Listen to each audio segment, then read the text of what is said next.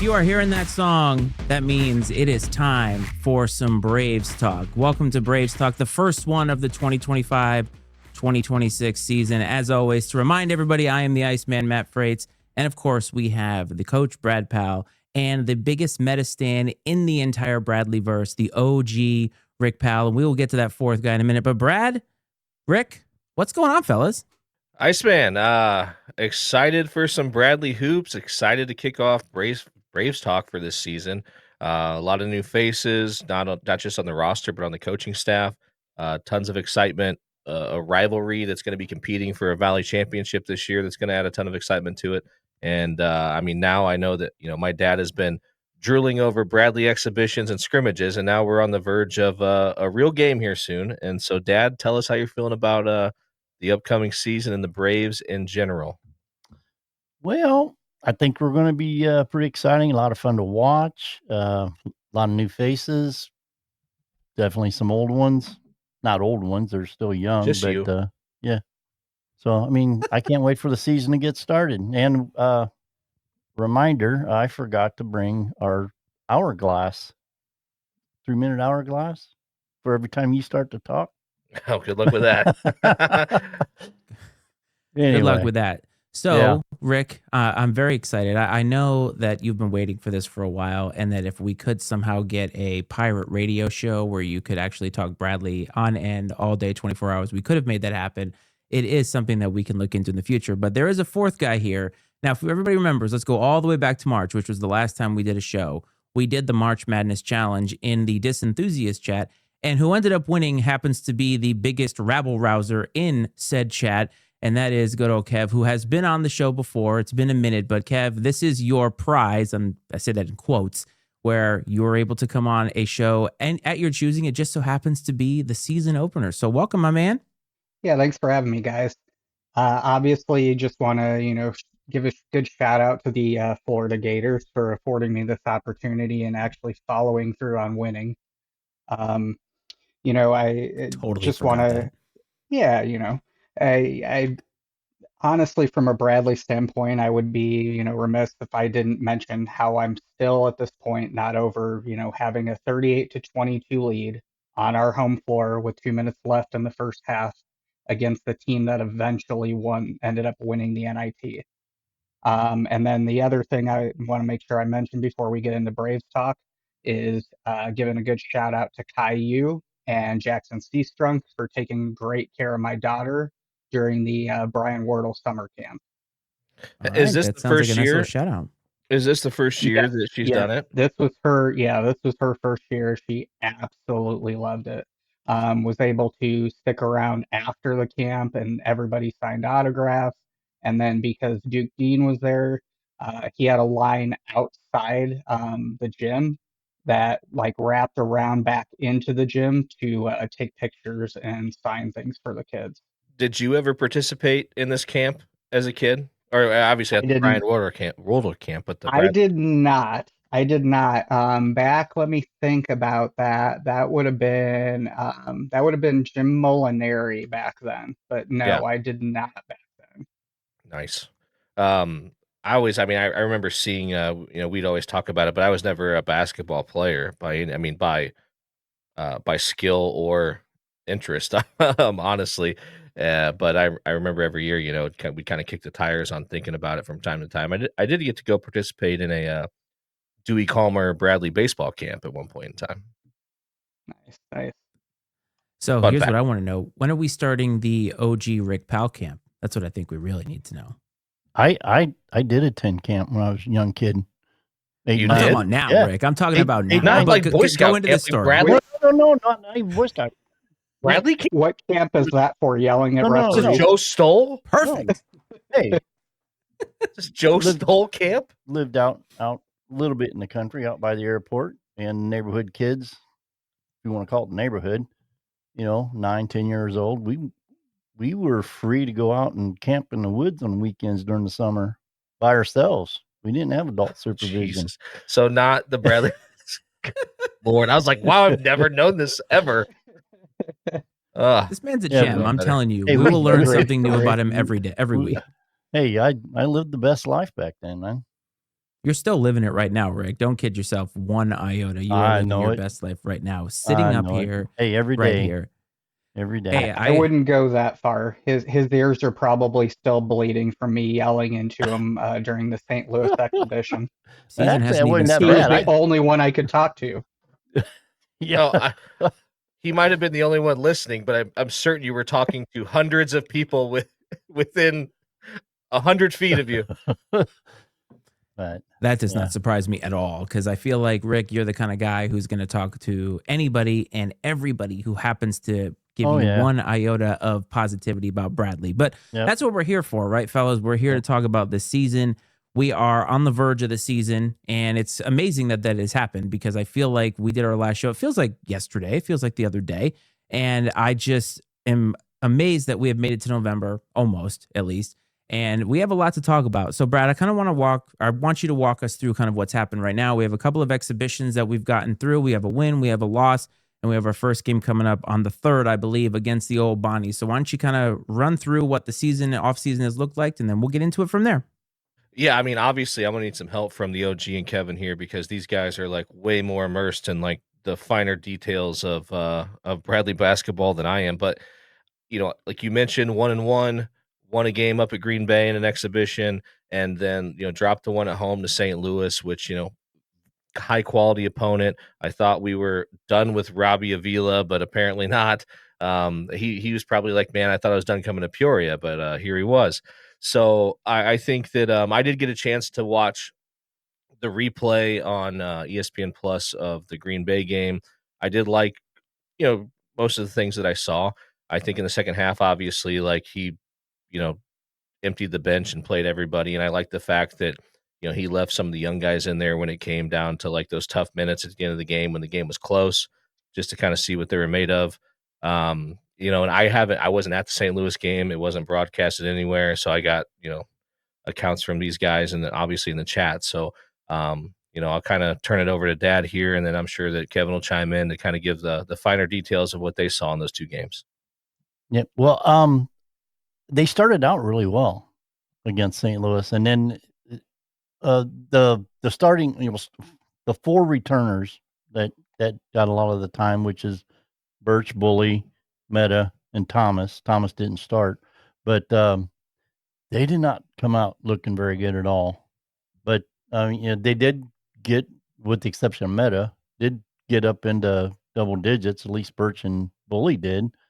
But Birch's shot just was not there. It didn't seem like. And then there was a few bright spots. I like the um, attitude and the aggressiveness of Dietrich coming off the bench. Later on in the game, he showed some sparks.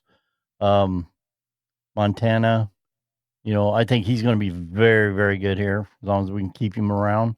Um, the difference between the two games, it looks like he was somewhat handcuffed. He wasn't looking for his shot as much during the St. Louis game, but he still looks good. He looks smooth. And, that's kind of like what I like. And a few other players, kind of shine. Ubris, we're going to need him. He's going to be big on the perimeter. And AJ Smith, he's going to be a ton for people to deal with. Kev, I'd like you to field that question actually Me about that too. Kenny presented. Yeah, about the, what was more concerned, the defense or the offense, as far as Y- St. Louis goes. Yeah, honestly, I can probably speak to both games on that. I felt like in spurts, both games, our defense was a real big issue. I felt like going back to the Green Bay game, we played really well early to the point where we had a 17-point lead with 17 minutes left in the game. And then it seemed like we subbed 5 guys out at once, and then and a few minutes later we subbed another 5 guys out, 5 guys in. And I know Coach said in the 2 exhibitions that he was going to try and just kind of mix and match and see what he had as far as playing different guys together in rotations and seeing what certain groups would do together. But I felt like at one point in that game, going from being up 17, we got really stagnant, and especially on the defensive end, we gave up 43 points in the last 17 minutes against Green Bay. to make that game a heck of a lot closer than it should have been. The St. Louis game, we were doing okay. I mean, we honestly we were behind 4 points with about a couple minutes left in the second quarter, and then a couple plays went sideways with Meta, and then all of a sudden we're down 10, right right as you get into the half. And the problem with the second game is it started with we had a lot of wide open looks that we just were missing very poorly. And then that started snowballing into not taking care of the ball. And then it just kind of went south from there.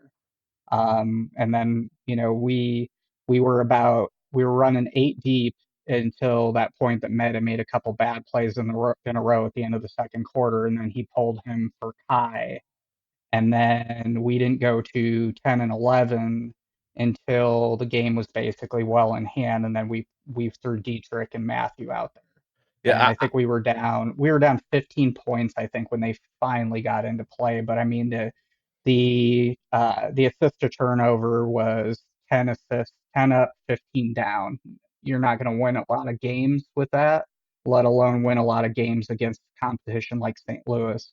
And especially when you're not, we didn't defend the three well. We really didn't defend the paint well either. I think they had 52 paint points, which was a whole lot. I mean, it was not very good defense from top to bottom. The only two guys I felt like played pretty good defense were AJ Smith and Jaquan, who were used to playing fairly good defense.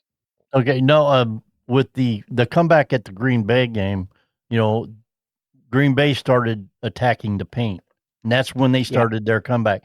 And it was all game against St. Louis, where they would start, they would dive into the paint, kick out to a wide open corner, and they were yeah, deadly from out there.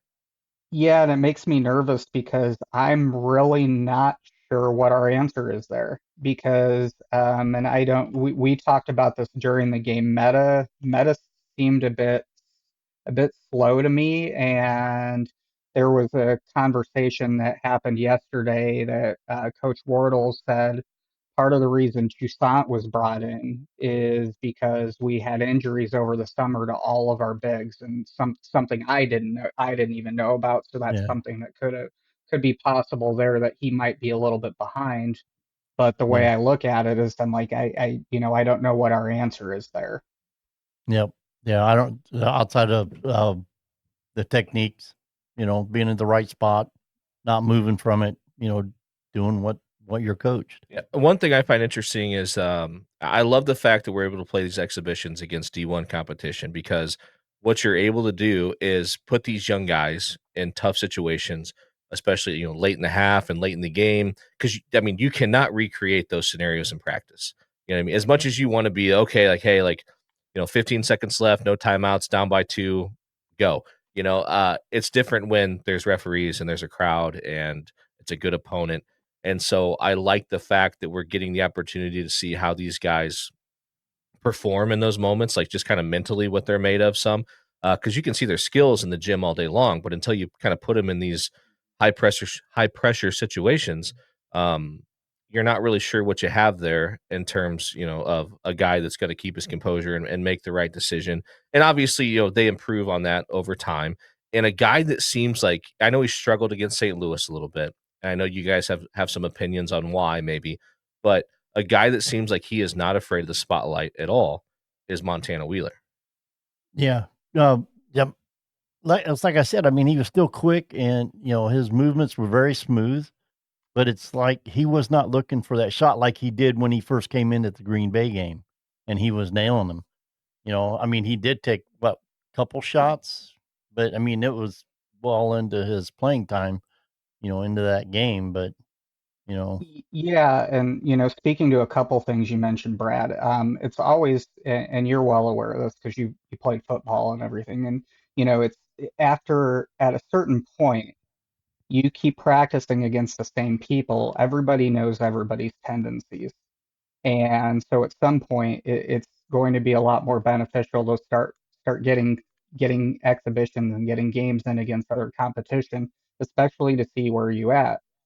Because I mean, I've heard handfuls of coaches over the years say, "Oh, well, we were really good in practice against each other, but that's also because we suck." I mean, you you guys can either look really bad or they can look really good in practice. That may not necessarily mean anything. And then you also have the practice players that aren't quite as good when the lights go on.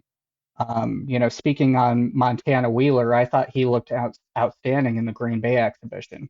He came in and he was really aggressive and shot the ball well early. Whereas conversely, he came in the St. Louis game and he just seemed very tentative. And I don't know if that was just kind of the feel of the game or what he was told, but it was at least 3 or 4 series in, out, in, out, in, out before he came in and actually started looking at the rim and considering, putting up shots to, try and score. So I'm not sure about that, but I feel like with the amount of minutes we are going to need him to play, we need him to stay aggressive for sure. And that kind of gets to what I was going to ask. You guys kind of answered my own question, but I want to highlight Joey's comment here because it's speaking specifically to defense. But Brad, you know this. I talk about this, probably have every year that we've done the show, that the Wardle system, the Wardle culture, it's something that is unique in the Valley in the sense that it has been so long standing there. And when you have turnover every single year, finding out where these pieces fit in, finding out how they adjust to the expectations of this system, because the system is not really changing. Like, we are expecting what we expect from a Wardle coach team. And so these exhibitions, while we can nitpick on plays here, plays there, and so forth, what I think that we're looking for as fans and even just critics of the program in general, from what we've seen, is we're seeing how they adjust in these moments. So we're going to see good things, we're going to see bad things. But I wanted to highlight Joey's comment here because I do think that it speaks to one of the strengths of the Bradley program, but also something that, as he pointed out, is going to show growing pains and you're going to have to get through. And I think that that is something that we saw in both exhibition games where you saw a lot of growth and you saw some places where maybe there still needs to be growth. So I just wanted to point that out because I thought it was an astute comment that speaks to the Wardle system as a whole. And also, the proof is there. I mean, it's been successful. Yeah, and we've said here before, I know I've said this, and it's not a slight at all. It's not a criticism. I think that Brian Wardle is hard to play for. And it's not, again, that's not a negative thing or an attack at all. I just think It he's a just little is. old. That's who he He's is. he's just a little old school in his Yeah. philosophies, which is fine. It's Yeah. just it's a defense first, rebounding, toughness. I mean, that's the way he came up. That's the way he played.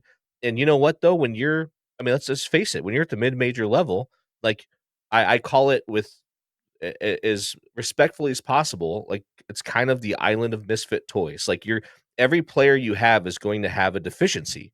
If they didn't, they wouldn't be at Bradley. And so like you have to overcome that talent disparity. And when I talk about that, I mean like nationally, when you get to the tournament to win these games, you have to overcome that talent disparity with things like toughness and grit, and culture. And I know those are these buzzwords that some people like to scoff at, but I think that those things matter.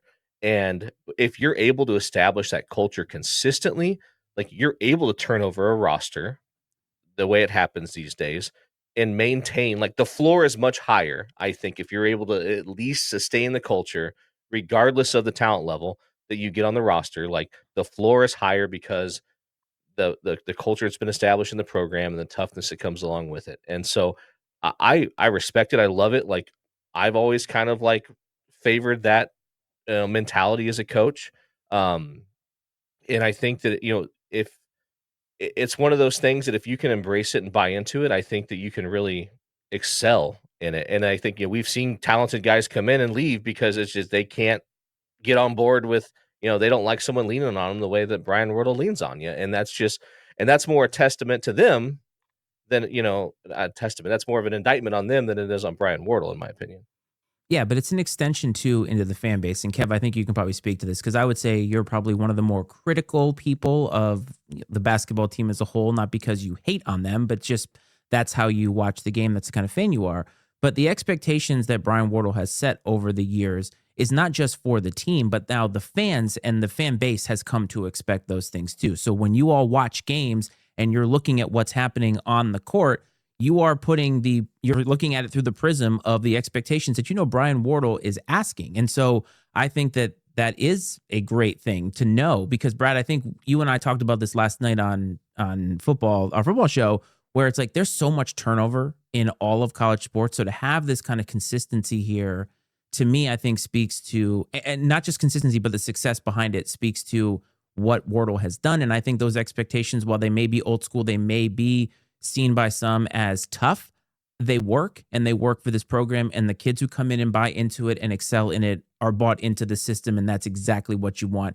And Kev, yes, I know I kind of like threw you under the bus there, but not really. You're very critical. But I think, again, there's so many different types of fans. But would you agree with the assessment that that's kind of what you're looking at the team for, based off of what you've seen from all the Wardle teams that you've watched? Yeah, and it's going to change from year to year based on what the roster makeup is, and again, as Brad mentioned, playing in the Brian Wardle system, there's a baseline for the requirements that you have to meet and you have to adhere to be able to continue to play in his system and also to be successful in his system. From his side of things, anytime you look at somebody who has some level of success, there then become expectations to that. And that, goes on the coach's side, it goes on the player side, but it also goes on the fan side as well. The reason we can be hard sometimes is because they've set the standard for levels of what we can expect. And they've done it now. He's now 10 years in, so, the expectation is that when guys move like Duke Dean move out, you're going to find players like Montana Wheeler and Dietrich Richardson and Matthew Zobrist to come in and replace those guys, and eventually you're gonna be at the level that we would expect you to be at. And it's going to depend on some of the transfers that have come in, and it's going to depend on Jaquan Johnson and his leadership abilities on taking over the reins from Duke Dean and making sure that we, are continuing to move forward and upward. But it's, as Brian Wardle said, we do have the second youngest roster in the entire conference.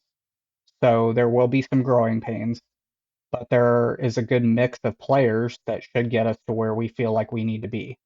Now, I'm not saying it's a Valley championship per se, but if we have guys come in that play above the ceiling of where we expected them to play, then that could happen for sure. I think it's interesting to see. It's going to be interesting to see how these, how specifically Jaquan Johnson and Demarion Birch handle being kind of the guys, right?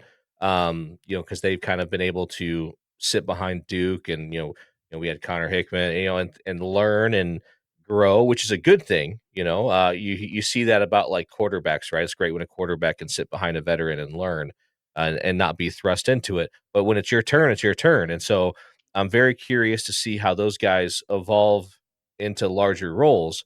But, you mentioned just the roster as a whole. And so I'd kind of like to maybe move in that direction a little bit. And I know that, like, Dad's got some notes here on the roster to some degree. No, No, I was I told don't. that he had no notes, so I don't know I what don't. you're talking I about, don't. I Brad. don't. He I don't claims to mean have that. none. I don't mean that in a negative way, but I know that, like, and I'm saying this is a compliment. You're someone that looks at the roster from top to bottom. And me, I'm more of a person that's like, show me the 8 guys that are going to play. That I kind of like hone in on that, but you're always looking at the big picture and the future, which is a good thing. And so I know you're excited about some of these guys on the roster, as you should be, and I want to give you an opportunity to talk about the roster a little bit. Yeah, well, I don't really You have don't any have notes. to. You don't have to All talk I about all the I got roster. No, is Rick. I've No. got Rick, what East we Clear want to down here know, with Rick. What we want to know is Meta going to win Valley Player of the Year? That's what we want to know. no. Hey, What the hell, man? That's your guy. if he does, and I tell you what, I hope he does. If he does, He has to be we in great are position if he Valley. does. We are Valley regular season and tourney champs, if that's the case. but he's got a long way to go to get there. Trust me. Meta's getting a Christmas card if that's the case. Birthday card too. And a lot more than a Christmas card. Get him a winning lottery ticket. but not, I don't. Do you want to talk starting lineups or the? I have a question for you, Rick. I believe Rick, I do have a question for you. Top 9. Rick, so we make fun of you about the meta thing, but I know you have been looking at the new guys who are coming in, and obviously they're going to have an impact if they stick around. In your mind, who is the person, like the new meta for you? And I don't mean that to make fun of you. It's like, there was a guy that you had a lot of hope for. And you're talking freshman? I'm talking to anybody who is new that you're excited about. I mean, I know you talked about Montana Wheeler a few times, so is that your guy? It's got to be freshman, and to me, it's Montana. Mm-hmm. I like Dietrich. Hey, don't get me wrong. But I think of the 3 actual freshmen, there's more than 3. Count Gustavo or however you pronounce his name from Brazil, but he's redshirting. Don't count the guys that are playing this year. No, but of the 3 freshmen, given Matt Zobrist, Dietrich Richardson, Montana to me is rated higher than Dietrich is, but they're 2 different players, so I don't want to compare the 2. But as far as for the position and what they're going to bring to the team, I think Montana is going to bring it, especially sooner than will Dietrich. Dietrich's going to be really good. I think Dietrich's more of a slow burn. Can I give a hot take here, and then you can go back to talking about the rest of the rotation? I'll play the outro once you give it. I think all 3 of them are going to win us the game this year. Yeah, I would not put that. I'll agree with that 100%. Wait to 100%. See. Everybody still waiting to see check him in the comments later. Out of Matt, but I mean he me does the effort. No, not you. Matthew not you. You can't shoot the 3. I never expect much out of you. Whoa! Nobody knows that for sure. Come on. I just take what I get. But so you don't come here for facts, folks. No. No. In my opinion, I mean, if you want to talk your starting 5, I mean, right now it's got to be Meta. He's got to play a lot better than he did during St. Louis. I mean, way better. That's a tough draw, though. I mean, Robbie Avila, that's a tough draw. Robbie Avila had no effect on him. I know you asked me the question, because I'd mentioned about Birch and his shooting and Bully, some of his shooting and the way things looked early on. And you asked me, could it have been the level of competition we were against? And I said, no. I mean, the shots were so bad and they were wide open shots. I mean, I felt like Meta was a cumulative effect of throwing different guys at him and having him go out of the lane, go back into the lane, go back out of the lane, go back into the lane. I mean, he only ended up playing like 12 minutes. There was absolutely no post presence of him whatsoever. No. Well, I mean, he played 12 minutes. Kai was when we played 40. If you don't count the count the 5th session, which he didn't play anyways. Yeah. He only played 12 in the 40. So hey, maybe they all played hurt, unlike the ISU guys. They did. Or at least that's the quotable that I heard. Yeah. Yep. But I don't know if you want to go starting lineup in a rotation of 9. Say 9. I'm going to go. Starting 5, you got to go Meta, Birch, Bully, Ubrist, and AJ for your starting. And then, depending on the position, next guy off the bench, your point guard, you got to bring in Montana. And you got Thomas down in the post. And, of course, there's Vandernap. Then beyond that, I mean, depending on where you're at in the game, I mean, yeah. So Dietrich is not a bad person to bring in. I mean, because he's going to need to get the experience, but I mean, you still don't want him to come in and hurt the team. And I really don't think he's going to, but hey, playing 10s, I mean, to play 10 guys is a lot. And Wardle's never done that down the stretch. Who's the odd man out? And I think the easy answer you may give is Matthew Zobrist, but like, I think it's going to be situational. I think his shooting ability makes him really hard. It makes it really hard. A lot of it. I mean, a lot of it's like Rick said, a lot of it's going to be real situational depending on who we play and depending on how things are going. Yeah, because I mean, if you gotta add, if we have more games where Yeah, I mean, if we have That's more 11. games where Birch is shooting 4 for 14, there's going to have to be games where he comes Yeah. out. I mean, Yep. his defense somewhat is keeping him in it and keeping him the ability to play more minutes. But if you can throw, Dietrich Richardson in there for, if he's having a really cold night, if, God forbid, we have some sort of injury again, because Yep. that seems to have been happening a lot Well, more lately than it was previously. and I mean, you've got other guys. yeah, Yeah. in fairness to Birch, though, on his shots, those were shots that he was nailing last year. Oh yeah. He was And he was that's the head unconscious scratch. last year. He was at You one know, point he was over 70% from the floor. So I yeah, mean, and it just and, to echo what you said when we were talking about the SLU game, there were a lot of shots early that yeah, were open looks that yeah, were not, I mean, we're not close. yeah, and a lot of bullies bad Yeah. shots Yeah. were driving and just bad timing and putting them up when he's kind of covered, and they were getting just snuffed before they even get 3 feet out of his hand. Well, and that's one Yeah. thing too that he's gonna deal with is he's now a focal point of the scouting report for other teams, where Yeah. last year, I mean, sure, by the end of the year, he was someone people were gonna pay attention to. But, I mean, he is going to be a focal point.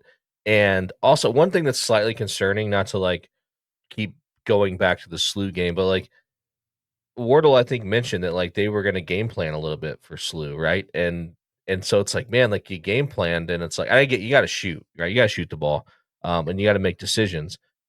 But it almost seemed like and maybe that's just a thing, right? Is like learning some of these guys learning to operate within a game plan. And maybe that's a little bit of some growing pains we're having, especially with some new pieces. And hey, let's not forget new coaches, right? Yes. Yeah, New coaches. lots of new coaches. Yeah. Lots of new coaches. We have a new guy running the offense. We have a new guy running the defense. So Yep. it's yeah, It's it's a lot of and turnover. the St. I mean, had we made even 25% of the shots, out of Birch and Bully, you know, not saying the outcome would have been different, but it'd been a lot better game. And let me ask you this point, because it was especially shown in the Green Bay game. I think they did it a little bit during SLU, but Montana and Bully playing together. The difference was, I know at the Green Bay it was Montana running the point and Bully the off. My thought is, I think it looks better. Well, it would possibly be ran better with the opposite, Bully running the point and Yeah, Montana running the two, because his outside shot to me looks a lot better than does. And I know looks that, it's, production. You make Well, them. being on the ball never hurt Duke's shot.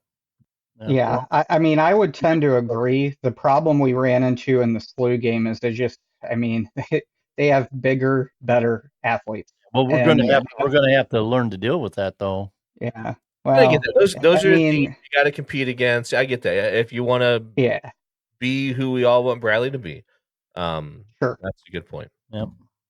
Well, Next. now that we've talked roster, guys, Brad, I want you to get into kind of where we are with the season opener, because I know we have our first game coming up. It is in Rock Hill, South Carolina, which, by the way, fun fact, that is where my wife went to college at Winthrop University. So there you go.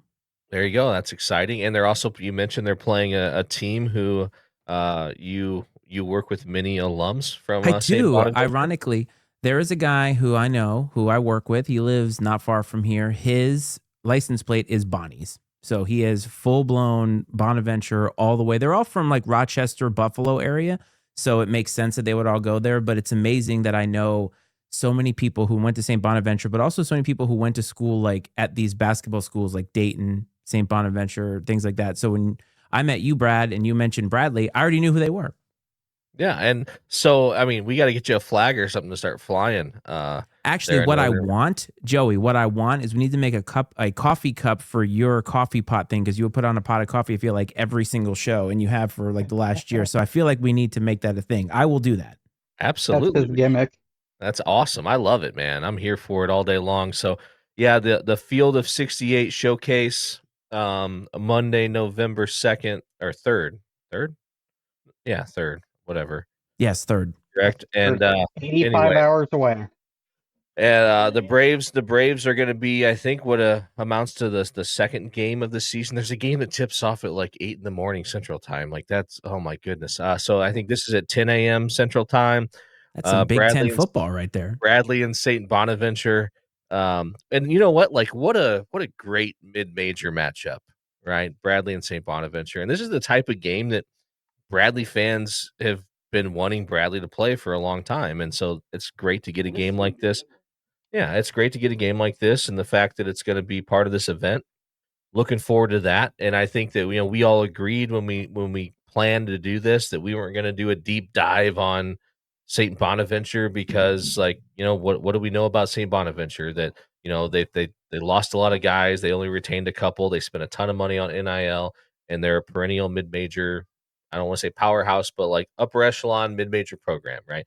And but as I said to you guys when we were chatting offline before the show, this is way more about Bradley figuring out Bradley than St. Bonaventure. Yep. And great opportunity to get a good win, but it doesn't. This St. Bonaventure is the most irrelevant factor in the equation because the Braves have to take care of the Braves and do their thing, figure their things out, not turn the ball over, compete, defend, rebound, the whole deal.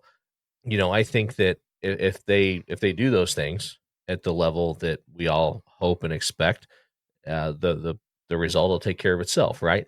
And so I don't think that any of you guys have any big analysis on St. Bonaventure, but I'd be curious what you guys think about the opener. It's super cool to be a part of an event like this and play a great opponent to open the season. My only concern is like, I mean, you have to take these games, you can get them, and I think having the two D1 exhibitions help.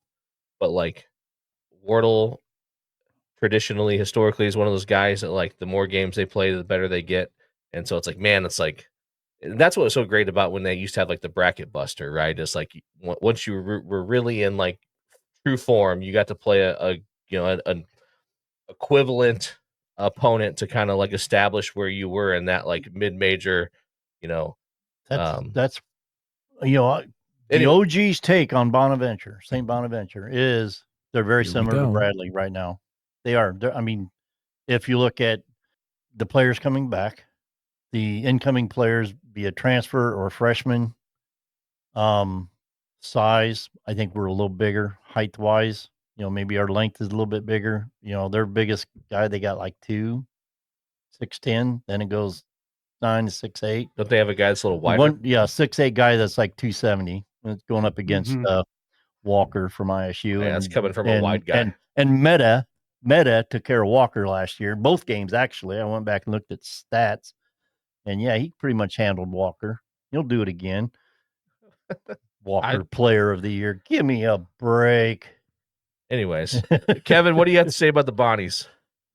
Honestly, not a whole ton that you didn't touch on. I mean, they have three pretty good guards, Simmons, Charles, and Bowen. Bowen is the one holdover that played last year. He played the first 10 games of the year. He was a transfer from Iowa. Wrecked his knee, so then had to sit out the rest of the year on a medical redshirt, and then came back.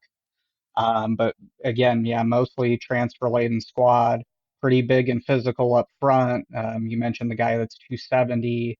They have a couple other kids. They have a couple Italian guys. One of their freshmen, 6'9" kid, Osasui is his name, and he played a lot of minutes early in their exhibition. Problem is, their exhibition was against a nobody. It was against Alfred College, and no, I don't mean the guy that worked for Batman. College from about I think 2 hours southeast of Buffalo. I mean, you wouldn't know where it was unless you looked it up like I did. But really, like you Dedicated. said, Brad, honestly, this is every bit as much about Bradley as it is anything, and it's going to be every bit as much about Bradley figuring out Bradley and who Bradley is and who Bradley's going to be up until about the point where we go on the road to San Francisco. And hopefully we have figured it out by then after this game and two home games after that. Yeah, and what a great opportunity that is, right? To go on the road and play a program like San Francisco. You know, they came here last year and we, from what I recall, right? I mean, it was a pretty close game, right? 2-point game at Yeah. the end. And so you got to believe they're going to want to get that thing back. And, two programs that are always, competing for their conference championships. Um, and that's a tough place to play. Oddly enough, I like just randomly came across a lot of San Francisco home games last year, like on ESPN Plus or just like regular cable TV a few times, and like it's just, I mean, there's nothing fancy about it. I mean, it's just kind of a big gym, but they fill the place, and Yep. I mean, and let's not, you know, we've not performed well on these West Coast road trips specifically. And I mean, I don't want to. I mean, whatever. Like, Well, it wait is a what it minute. is. But what? Don't say that. That's a little negative. We just brought home a surfboard trophy not Well, long ago. I'm thinking about Washington He's State. thinking I'm about thinking Washington about State, BYU, Utah State, all of those. and what I'm was it assuming last is year? what he's Was it thinking about. Santa Barbara, or was that last? I mean, That was Santa Clara. Sorry, Santa And that was in Clara, Vegas. yeah, that was Santa in Clara. Vegas. That's almost Um, an amazing comeback, really, after as poorly as we started that game. Yeah. so Yeah, no.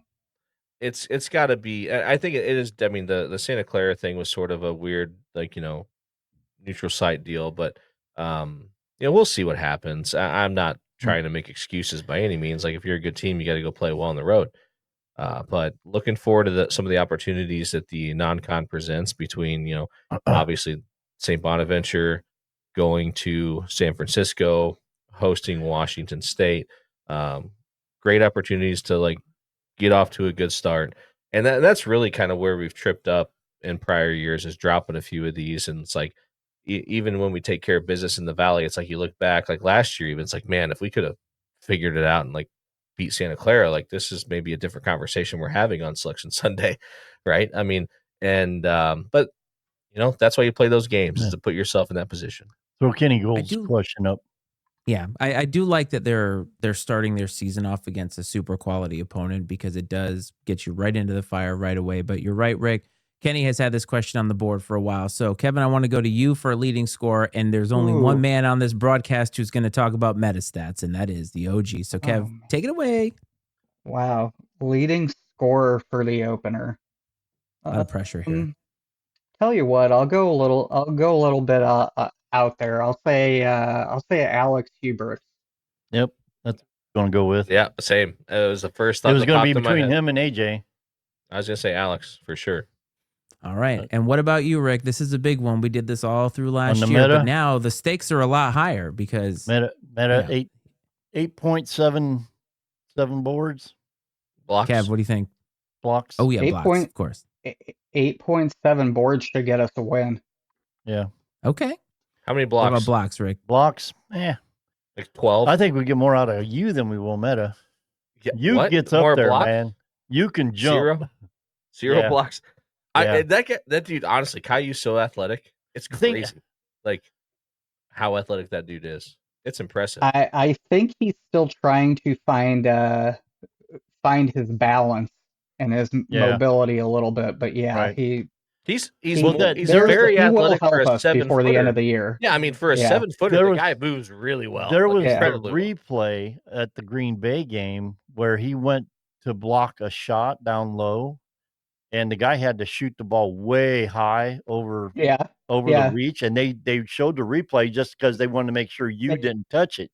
And Yeah, if you see how high his feet were off the ground, He jumps so high he could block a ball with his foot. Yeah. Meta can't even jump half that high. No. I mean, not that I've ever seen. I mean, No, you Superman shit could right there. I mean, and nothing against him, but I mean, No, there are no. times that you could barely put a piece of paper under his feet. Yes, yeah, but the blocks. I don't know. He might get a couple, but I'm not going to go out there and How many fouls? I'm going to go 0 right now. Fouls? 2. I'm maybe? just going off the basis of who they're playing and the size those guys have. It might There's be a still little nobody on that team more that's as difficult big to as block him that shot. outside of the 270-pound guy. And he's 5 inches Yeah. shorter. So Well, There you go. There are your predictions for this upcoming game. So we have a little bit of time 8-7. between the Bonaventure game and the next game, but I think we have a little bit of time, guys, a little bit of runway here to talk about the Valley as a whole, because coming into this year, I think that there's a little bit of a change in the guard, a little bit in terms of preseason, I guess, outlooks on it. Drake had a transcendent season last year after turning over a head coach, and everybody was kind of pissed off about that. But there's been a lot of chatter about Illinois State as well, but Bradley's also in that discussion. So, Brad, why don't you lead us off on kind of talking about the Valley a little bit? I'm sure Rick has some notes on this. I don't think he does, but I mean, it's all up there in the old noggin. It's all up here. I'm Yes. sure. So, yeah. Kevin We're in definitely will have mid-season some. form, Kevin fellas. will have some notes for sure. Obviously, a high level view is, we obviously hope the Braves are going to be up there in the conversation. But yes, you mentioned a changing of the guard, and don't get me wrong, like I'm here with everyone else in a hurry to bury Drake as quickly as possible. But like we all thought that they were going to see a bit of a drop off last season, and that did not happen. There's a reason. Well, people seem more confident that there's going to be a drop off this season, which I tend to agree with. And I think part of that too is the ascendance of like a program like Illinois State who retain their guys. Murray State's expected to be up there as well. And I tell you what, we're finally getting we're finally going to get the Murray State and the Belmont that we paid for, right? From the Valley perspective a little bit, which is really nice to see that payoff, because like that has not been the case with Valparaiso, right? And I mean, we talked about that as a fan base ad nauseum. UIC, honestly, UIC has been more impressive as a Valley member than Valpo has, in my opinion. Now they're going to have a hell of a time retaining the talent they're able to get, but this is going to be a 4 or 5 team race. I think is things, and obviously you got to put Northern Iowa in the equation because of Jacobson, and the guy he's a wizard. He just finds a way to like get guys to play hard and to stay there, and you got to respect his talent as a coach. And that's a tough place to play. It always has been. And so you can never write them off. And maybe not in terms of winning a championship, but like it's always one of those games. If you're one of the top teams like that, that's never an easy game to play. So if you're talking about putting yourself in a position to win a Valley championship, those games get against Northern Iowa, like those are important games. So I'll turn it over to we'll go to the OG and get his off the cuff, and then we'll go in. Kevin can unroll the scrolls and and feed us the deep dive analysis on the Valley. Okay, here's my take on it. And all the preseason stuff is just preseason, and it's a guess more than it is anything. But Now, don't say that, because now listen, everyone's super fucking pissed because the Valley won't release, a preseason all comp, which I agree, but you can't tell me it means nothing and then be mad that the Valley won't. Preseason is more of a fan thing. Sure, than but it is you anything. cannot say it listen, means okay. nothing, but then be mad when the Valley has decided to like forego preseason accolades. Well, anyway, as far It's as looking a little teams, uncomfortable, fellas. Let's keep it together, all right? as far as picking teams, I mean, you got to look at things. I mean, like Murray State has pretty much, just like Drake, I mean, a full roster, new coach, so, but they've got some players who have great reputations from wherever they were at before. Well, you don't even have to be able to read to get into Murray State. Well, but still, the talent Seriously, there. So people have got Murray State. Some do as 1 or 2, to finish, and that's based on what? That's based on the players, what they did somewhere before.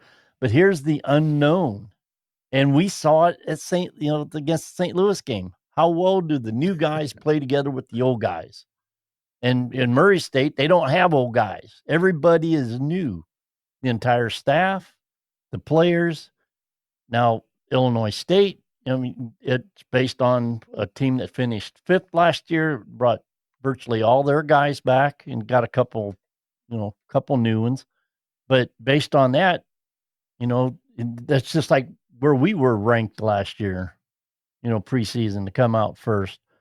But and like Drake, I mean, Drake's thing last year, I mean, they got the new coach, but hell, they brought more than half his team that he had the last year. So, I mean, there was some continuity there. That makes a big difference. So when you bring in a bunch of players, it's really hard to pick.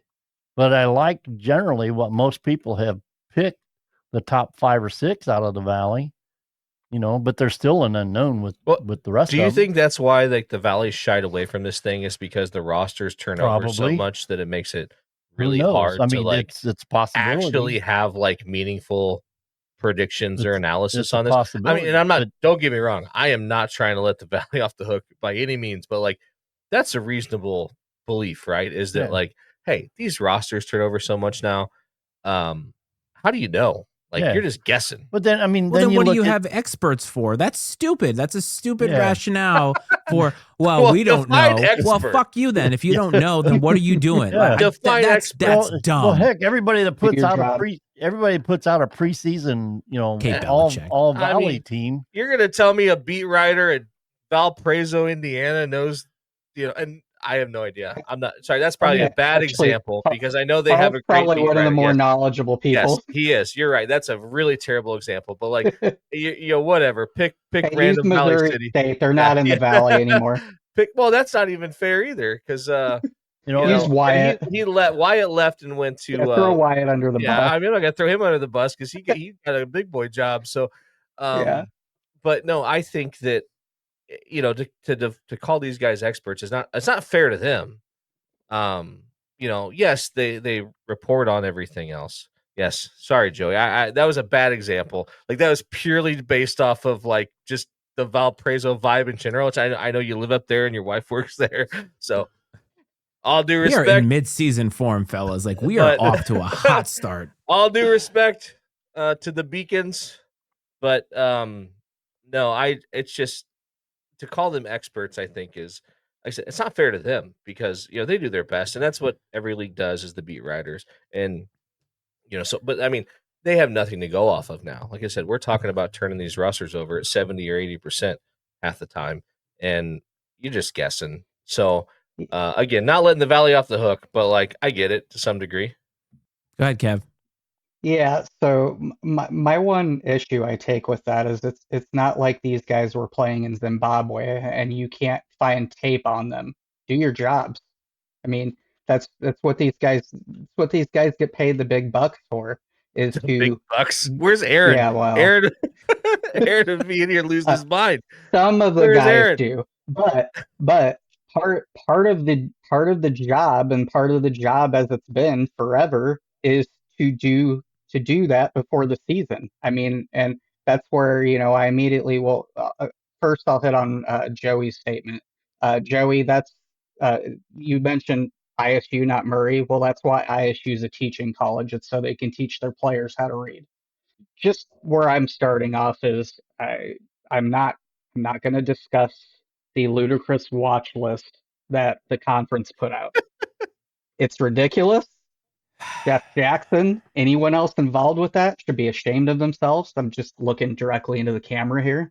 We're calling out The people end. by name now. That said, if Jeff Jackson wants to come on the show and discuss, why they made the changes, then I'm sure the boys here would be happy to have him. Sure, that'll happen now, Kev. Thanks a lot, buddy.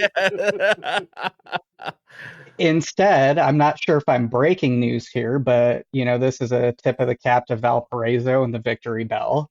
There is actually a preseason poll and preseason first and second teams that we could discuss that was put together by a bunch of the writers. And it's sad to say, guys, but they picked Illinois State first. I mean, I'm still not buying into it, especially after those two. I don't know really how else to put this. Shit show exhibitions they had. But based off their roster, truthfully, based off their roster and Oh their yeah, experience, they absolutely. It's should be based picked off first. of they literally have the most people coming back, and they are the only team. They're the only team that has two guys that are I love it. first team all preseason. I hope they get picked We first every year in the preseason. and just a note, if you didn't see the article, Quan made first team and Birch made second team on the list from these guys that picked it. But I kind of put together a thing on every team, and Matt, feel free to wrap me up whenever you need to wrap me up, but just one thing to look for each team. And so I started from top down with who they picked first all the way to who was picked 11th, just kind of leaving out Bradley because obviously we'll talk about Bradley over the course of the entire year. But ISU, it was based around, if all the injured players can come back and, be big contributors, and then they can all coexist with just one basketball. Because if Skunberg's going to be this, great, amazing player, and he's going to have the ball a lot, then how is Kinzinger getting the ball a lot? How is Walker having the ball a lot in the post? I mean, they're going to have to figure out how to coexist with that group and make sure it's successful. And thus far, not only have they not really been successful with it, but they haven't played any defense either. And mind you, the Illinois game, Illinois was missing players as well. So it wasn't just Illinois State that was not playing Walker, not playing Kinzinger, not playing Kent. Illinois was missing quality players as well. They were So probably Northern scared. Iowa, yeah, well, I mean that kind of Understandably. goes without saying. But so Northern Iowa was picked second, and really all I look at from them is they also need to stay healthy, and they need really good point guard play if they're going to sit near the top. That is the one thing that they didn't get last year after their point guard injured his knee. Is they had two guards, two major contributors go down with knee injuries, and just could not seem to put it all together at the end without that leader. Murray State was actually picked third. Bradley was picked. Bradley was picked third. Then Murray State was picked fourth. Murray State, it's more whether they can hit the ground running and mesh well with all of their new faces under Miller. They actually are one of the teams that has played somebody in the exhibition, and they beat Xavier. So that's something to actually look at and see whether that's something that's for real or not when we get around to it. Um, so Belmont got picked after them, which Belmont's an interesting case because they've actually had a couple publications pick them to win the Valley. I believe CBS Sports picked them to win the Valley. And so, like with them, it's whether their high level transfers like Nick McLean can mix in with their returnees like Lundblade, who really Jeez, shoots the three unbelievably, that was and they can painful. challenge for a title there. And then they do have the two headed monster up front with the two big guys returning as well. So that'll certainly be a challenge for Bradley on New Year's Day when we first play them. Drake got picked after them. Again, not really a whole lot to say about Drake. Third coach in 3 years. Will they continue their dominance? I mean, personally, I'm not really terribly impressed with their roster, other than one kid that came over from the Dakotas with the coach. Other than that, I really haven't been impressed with a whole lot that I've seen. Um, Right. SIU was picked after them. They have four guards: House, Stafford, Steffi, Mayo. They're going to go as far as their guards are going to take them. UIC, even more so. UIC, I looked at their roster yesterday. They have 11 guards on their roster. 11 on their entire roster. I Well, mean, that's again, a coaching blunder. says the same thing. Well, and their lead guard, as you're well aware of, I believe he's Jim five Les says, five "Hold my seven or beer." 5'8". Yes, yes, Jim Les. He's out there wanting him to play a five guard rotation. So Indiana State, we talked a little Indiana State the other night with Aaron, who was in the house to watch him play against Butler. I mentioned the same thing now that I mentioned to him. Said they need significant jumps from Voloshin and Wagner, and then they have to supplement with some of their new faces like the Harding boys. Um, Valparaiso, we're starting to get to the bottom of the barrel, guys. Valparaiso, will they have another freshman of the year candidate? JT Pettigrew would be the clearest cut option for that. And again, side note to that, are they going to have enough guys to not sit near the bottom and make a jump? I mean, they started to make a jump last year, and then their two best players bolted. So it seems like a continuous running cycle with Valparaiso that as soon as they get somebody and they get talent, They head out the door almost immediately. So that's got to be like Um, a job like that. That's a 1-year proposition, right? I mean, yeah, like if you're Roger Powell, like you have to hope to catch lightning in a bottle one season because, and we talked about this last night when we talked about football, like at the mid-major level, especially like let's talk at the Valparaiso mid-major level, you have to hope that like you you can recruit tremendously and like find these diamonds in the rough or whatever, like guys that people overlook, get them in, but like you can't just do what they did last year and like come on, you've got to like win the league, right? I yeah, mean, otherwise, like a Roger Powell, you're never getting out of there unless you do that, and like, and you're yeah. And never I going to mean, retain those guys to you try to could be make the another run at greatest. it.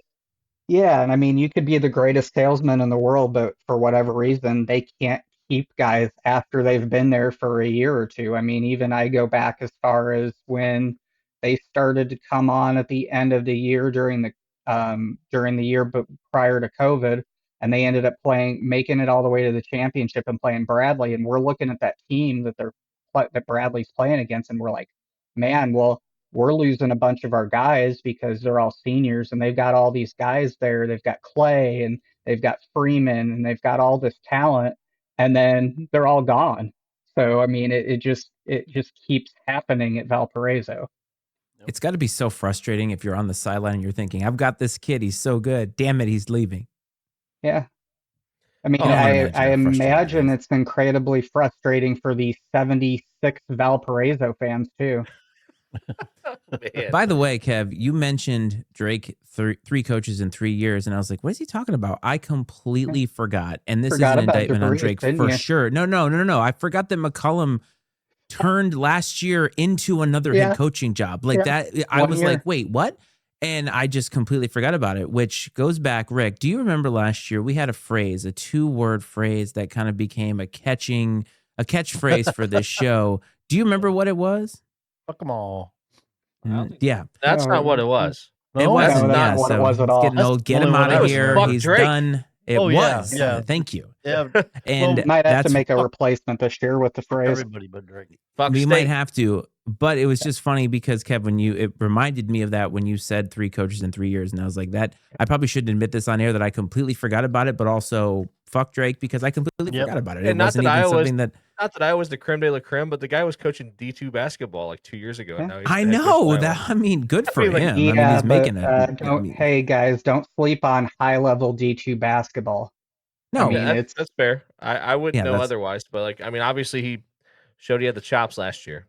yeah, for absolutely. sure. I By mean, the by the way, we did forget Evansville. If anybody wants to actually No, we talk didn't. about No, we that's didn't. Evansville, nice. or whether David Ragland will keep his job after this year. Which is That's great because that's I not. don't think I got to tell you guys this. So a friend of my son's, their parents were friends with, and we were there earlier this year. Brad, I think I texted you about this, and I mentioned something about Bradley basketball, and she's like, "I went to Evansville." I'm like, "What are the chances of that? Like, what are the chances in Washington D.C. that I come upon an Evansville fan?" So now every time I see her, I usually say, "Go BU," and she gives me a look, and so I can't wait for this season to happen because I now They reminded myself that I have something to text her about. they do Have they you may. asked her before? Have you asked her before why an old pimp is their mascot? I was gonna say they Oh, may have no shade at Kaboom. They're definitely in the running for best mascot. Like it's Yeah, close, like for sure. well, if you want to The go Ace back to that, don't Purple, forget right? Like that's. when I mean, Dave was it's on in here, the we running. went through all of them, and it Yeah. was one of the better episodes that we did last year, and that was a lot of fun. So we just kind of ran through the whole valley, guys. I feel like we've kind of caught up a little bit. So it's been a long off season, but we're here. I've been very appreciative of everybody in the chat. The chat's been kind of popping tonight and popping by our standards. Like we're not getting carried away here, but I think it's been a good show. So I think we can wrap up pretty soon here, but we have any final thoughts from the OG on what we got for this season? Like I need some positivity from you, my man. Oh, we're going to be very exciting. And like I said, fun to watch. Going to be sometimes it's going to be frustrating to watch because I think as a fan and the bar had been raised so high that I didn't want to say so high, but I mean we have an expectation from a fan base of and based off how Wardle has you know brought his teams in over the last 10 years and improved.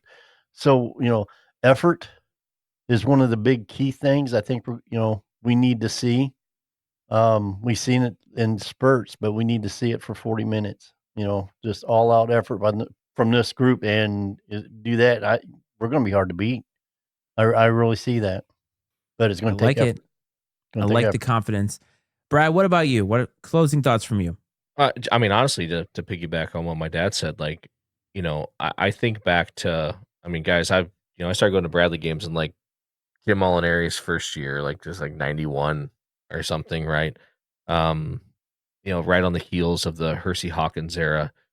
And, there was a couple of years, those are some dark days a little bit for Bradley. Short lived, thanks to Jim Molinari, but like, my childhood though, much like Kevin's, was full of like nearly peak Bradley basketball success, right? I mean, like competing for Valley championships, going to the NCAA tournament, like making deep NIT runs, and Carver Arena being sold out all the time. And then we had, of course, we had the Sweet 16 and things like that, and then we experienced nearly a decade of futility, and so like to think, to look back 10 years just to say, and to think about where the bar is now for Bradley basketball, like we are all fully expecting, rightfully so, to go into this season and compete for a championship. And we expected that last year, and we expected that the year before that. I mean, and realistically, not just like delusionally. I mean, they have a roster to do it, they have a coach to do it, they have the resources to do it. And I, at one point in time, man, like in the dark days, I really wondered if Bradley basketball would ever get back to what I remembered in my childhood, if it was ever possible.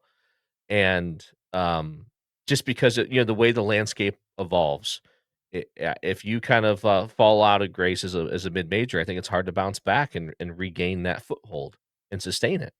And Brian Wardle has done that for Bradley, and he's done that for the fan base. And so I'm just grateful, man, to like be a fan of this team and to be able to go into a season with like these expectations and know that they're realistic and not just like some pipe dream. That this team is going to compete for a championship is like, I don't want to take it for granted, is what I'm saying. Because like, I remember what it was like when you're like, I just hope we don't play on Thursday. We lived a lot of years, man. Like, where I just hope we don't play on Thursday. And here we are where we're like, you know, we're thinking about, okay, what are our biggest obstacles between us and a championship? And that's a great place to be. That's a great place to be as a mid-major program. That's a great place to be for Bradley basketball in Peoria. And I'm excited that we have this platform to come on here and like share that passion with everybody. I'm grateful Kevin could join us and come on here and like, just it's and the thing is like it's all like, and I know like, Kevin, we talked about it earlier, like, maybe to some you come across as critical, but it's all just passion, man. It's just passion. Like, you love the program, you love this team, you grew up with it like I did, and like it's just because like you care so much because it means a lot to you, and it means a lot to all of us. And I'm just pumped to get this thing started. Perfect segue. Kevin, this is your around the horn moment. You have won around the horn. It is time for you to get up on your soapbox and tell the masses anything you want. Yeah, so much like Brad said, I go back to when the Gino Ford era, when he basically drove the program into the ditch. I wasn't sure at that point whether we were ever going to get to a point where we got, 8,000 fans ever back in the arena again. I mean, that was a legitimate concern from a lot of us. And we've not only gotten that, but we've gotten a lot more in certain games as well. And we've gotten to a point where hopefully, continuing on that trajectory, we can, keep growing in that as well and get more season ticket holders, get more people in because, it's exciting to watch.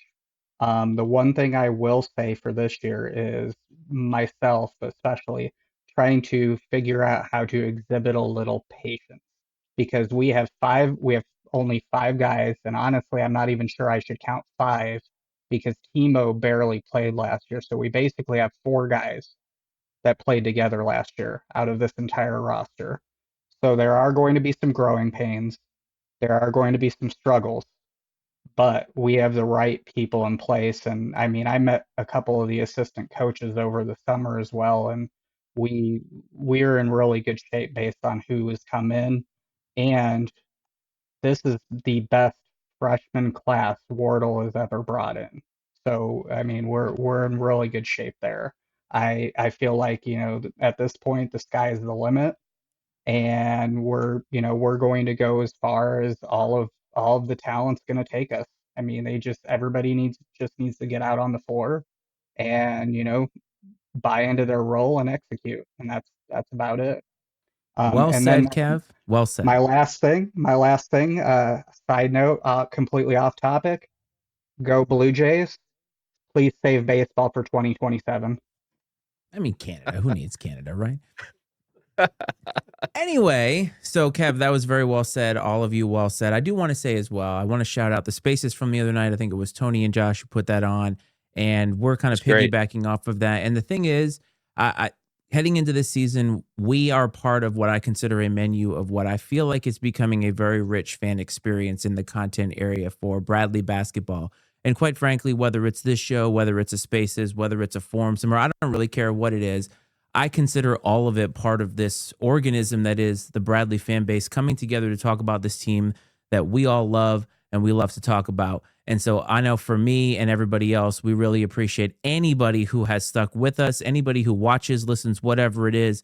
We're part of this equation. We're going to be here throughout the entire season.